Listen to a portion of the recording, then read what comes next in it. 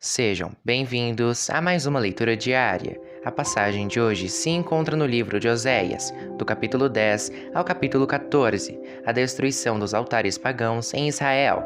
O povo de Israel é como uma parreira cheia de uvas. Quanto mais ricos ficaram, mais altares construíram, e quanto mais a nação progredia, mais colunas do deus Baal foram levantadas. Eles não são fiéis a Deus e agora eles terão de pagar pelo seu pecado.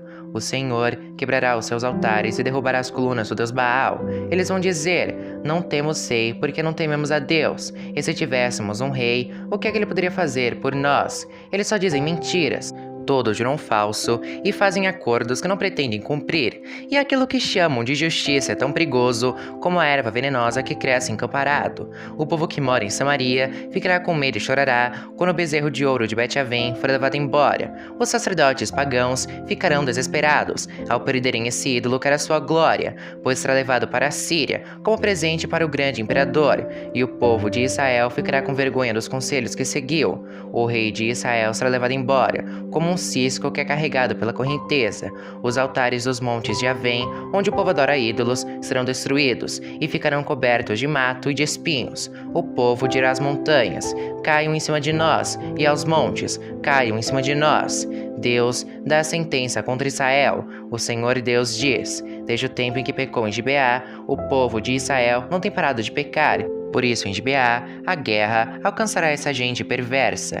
Eu os atacarei e castigarei. Nações se ajuntarão contra eles quando eu os castigar por causa dos seus muitos pecados. Israel era como uma bezerra mansa que gosta de pisar o trigo para tirar a casca. Coloquei uma canga no seu belo pescoço para que ele puxasse o arado. Vou usar Judá e Israel para trabalharem na lavoura. Eu lhes disse: preparem os campos para a lavoura, semeiem a justiça e colham as bênçãos que o amor produzirá. Pois já é tempo de vocês se voltarem para mim, o Senhor, e eu farei chover sobre vocês a chuva da salvação. Mas em vez disso, vocês plantaram a maldade, colheram a injustiça e comeram os frutos da mentira. Vocês confiaram nos seus carros de guerra e no grande número dos seus soldados, e por isso a guerra chegará até vocês, e as suas fortalezas serão destruídas. Acontecerá com vocês o mesmo que aconteceu quando o rei Salmã fez guerra contra Bet-Arbel. Ele arrasou a cidade e despedaçou as mulheres e os seus filhos. É isso o que acontecerá com o povo de Israel por causa da sua grande maldade. E quando o sol nascer, o rei de Israel morrerá. Capítulo 11. Deus ama o seu povo desobediente. A respeito do povo de Israel, o Senhor Deus diz: quando Israel era criança, eu já o amava, e chamei o meu filho, que estava na terra do Egito. Porém, quanto mais eu o chamava, mais ele se afastava de mim. O meu povo ofereceu sacrifícios ao deus Baal e queimou incenso em honra dos ídolos. Mas fui eu quem ensinei o meu povo a andar. Eu os segurei nos meus braços, porém eles não sabiam que era eu que cuidava deles. Com laços de amor e de carinho, eu os trouxe para perto de mim. Eu os segurei nos braços, como quem pega uma criança no colo. Eu me inclinei e lhes dei de comer. Eles não querem voltar para mim, e por isso irão de novo para o Egito, e serão conquistados pela Síria. Virá guerra, e os inimigos arrombarão os portões das cidades e as arrasarão. O meu povo será morto por seguir maus conselhos. O meu povo teima em se revoltar contra mim. Por isso, eles serão levados como prisioneiros pelo inimigo, e ninguém poderá salvá-los. Israel, como poderia eu abandoná-lo? Como poderia desampará-lo? Será que eu destruiria como destruía Dimá? Ou faria com você o que fiz com Zeboim?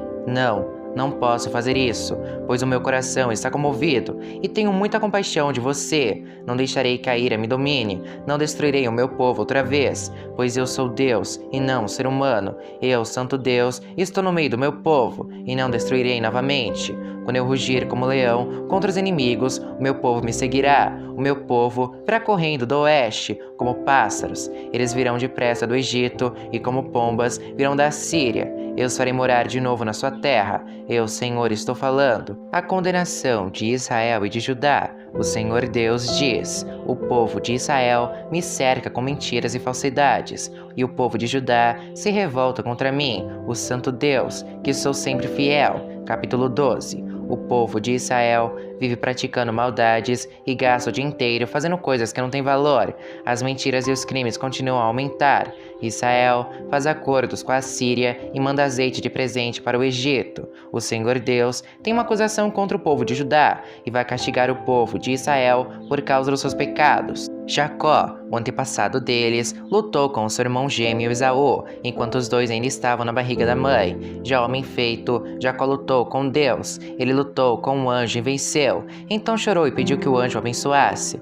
Deus o encontrou em Betel e ali falou com ele. Esse foi o Senhor, o Deus Todo-Poderoso. O seu nome é Senhor. Portanto, povo de Israel, volte de novo ao seu Deus. Faça o que é bom e certo e confie sempre nele. O Senhor Deus diz: os israelitas são como os cananeus, são desonestos e usam balanças falsas para explorar os outros. Eles dizem: é verdade que somos ricos, mas ninguém pode nos acusar de termos ajuntado a nossa riqueza por meios desonestos. Porém eu, Senhor, sou Deus de vocês, desde que os tirei do Egito. Eu farei com que vocês voltem a morar em barracas, como moravam quando me encontrei com vocês no deserto.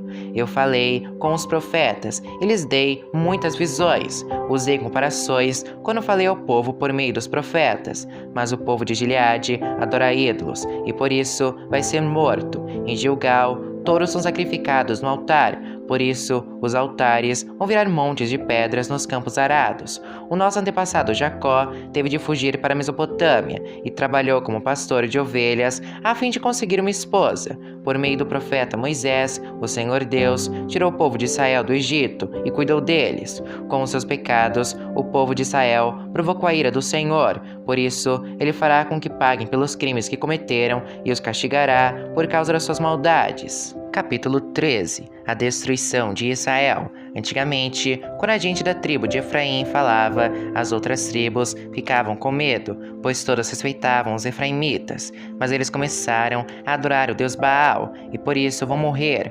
Continuam pecando cada vez mais, fazendo imagens de metal para adorar. Essas estátuas de prata são invenção humana, são feitas por homens e, no entanto, eles dizem: ofereçam sacrifícios a estes deuses, e chegam até a beijar esses bezerros de metal. Por isso essa gente desaparecerá como a serração ao nascer do sol, ou como o orvalho que seca logo de manhã, ou como a palha que o vento leva embora, ou como a fumaça que sai pela chaminé. O Senhor Deus diz: eu, Senhor, sou o Deus de vocês, desde que os tirei do Egito. Eu sou o único Deus que vocês conhecem, o único Deus que os salvou. Eu cuidei de vocês quando estavam no deserto, naquelas terras sem água. Mas quando entraram na boa terra, vocês tiveram comida de sobra e ficaram satisfeitos. Então, os corações de vocês se encheram de orgulho e vocês esqueceram de mim. Portanto, vou atacá-los como um leão, ficarei de tocaia como um leopardo. Como uma ursa de quem roubaram os filhotes, eu sairei contra vocês e quebrarei as suas costelas.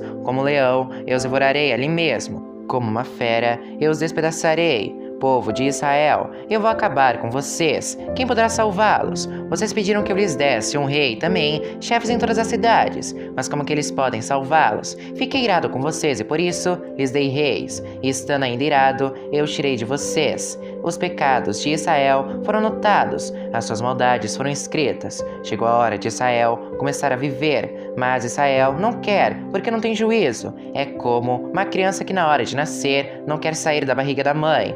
Será então que eu vou salvar o meu povo da morte? Será que vou livrá-los do mundo dos mortos? Ó morte, venha com seus tormentos. Ó mundo dos mortos, venha com seus castigos. Eu não terei mais compaixão deste povo. Mesmo que Israel cresça como uma planta viçosa, o Senhor Deus mandará que o inimigo venha do leste, como se fosse o vento quente do deserto, que secará completamente as fontes e as nascentes de água. Todas as riquezas do país serão levadas embora. O povo de Samaria será castigado, porque se revoltou contra o seu Deus. Os homens morreram na guerra, as crianças serão despedaçadas, e as barrigas das mulheres grávidas serão rasgadas. Capítulo 14. Israel é convidado a voltar para Deus. Povo de Israel, volte para o Senhor, seu Deus. Você caiu porque pecou. Voltem para Deus e orem assim: perdoa todos os nossos pecados, ouve a nossa oração, e os nossos louvores são um sacrifício que te oferecemos. A Assíria não pode nos salvar, e a cavalaria não pode nos proteger. Nunca mais diremos aos ídolos feitos por nós mesmos que eles são o nosso Deus. Tu, ó Deus, és misericordioso e cuidas dos necessitados. Vida nova para Israel. O Senhor Deus diz: vou curar o meu povo da sua infidelidade e vou amá-los com todo o meu coração, pois não estou mais irado com eles. Serei como a chuva para Israel, e ele dará flores como os lírios. As suas raízes serão profundas, como as das árvores do Líbano. Os seus galhos se estenderão, bonitos como os galhos das oliveiras e perfumosos como os cedros do Líbano. Mais uma vez, Israel viverá debaixo da minha proteção. Eles crescerão como trigo, darão frutos como a parreira e serão famosos como o vinho do Líbano. O povo de Israel dirá: os ídolos não valem nada. Sou eu, Senhor Deus, que atendo às orações do meu povo. Sou eu que tomo conta deles. Como um pinheiro verde, eu lhes dou abrigo, e de mim eles recebem todas as bênçãos. Conclusão: que as pessoas sábias e ajuizadas entendam a mensagem deste livro e meditem nela. Os caminhos de Deus, o Senhor, são certos. Os bons andarão neles, mas os pecadores tropeçarão e cairão.